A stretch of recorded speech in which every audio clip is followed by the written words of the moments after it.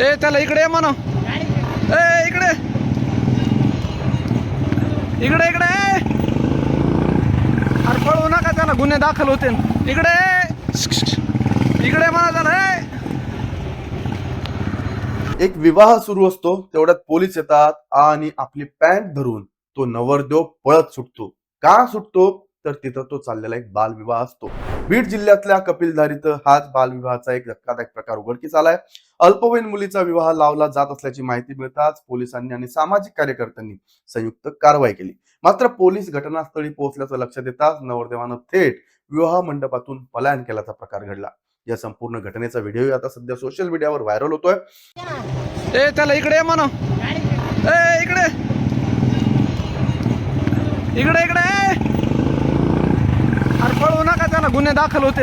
इकडे इकडे म्हणा त्याला. समोर आलेल्या माहितीनुसार बीडच्या कपिलधार येथील एका मंगल कार्यालयात अल्पवयीन मुलीचा विवाह सोहळा सुरू असल्याची गोपनीय माहिती पोलिसांना मिळाली. त्यानुसार बीड ग्रामीण पोलीस आणि सामाजिक कार्यकर्त्यांचं पथक तातडीनं घटनास्थळी दाखल झालं. तोपर्यंत विवाहाची विधी पूर्ण झाल्याची प्राथमिक माहिती समोर आली. आता पोलीस पथक घटनास्थळी पोहोचताच परिस्थिती बिघडली. पोलिसांना पाहताच नवरदेवानं कोणालाही काही न सांगता थेट मंडपातून पळ काढला. हा संपूर्ण प्रकार उपस्थितांनी मोबाईलमध्ये चित्रित केला.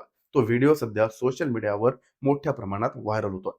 या प्रकरणात बीड ग्रामीण पोलीस ठाण्यात जे आहे तो FIR दाखल करण्यात आलाय. वधूवराचे आई वडील, जवळचे नातेवाईक, वराडी मंडळी तसेच कपिलधार देवस्थानचे विश्वस्त अशा एकूण सुमारे 100 जणांविरोधात बालविवाह प्रतिबंधक कायद्यानुसार गुन्हा आता दाखल करण्यात आलाय.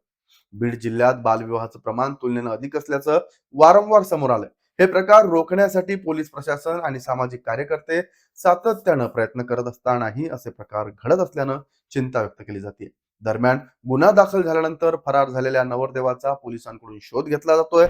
बालविवाह हा कायद्यानं गुन्हा असून अशा प्रकरणांना कोणतीही सहानुभूती न देता कठोर कारवाई केली जाईल असा इशाराही पोलीस प्रशासनाकडून आता देण्यात आलाय. या प्रकाराबद्दल तुमचं मत काय, कमेंट करून नक्की सांगा. पाहत राहा लेट्स अप मराठी.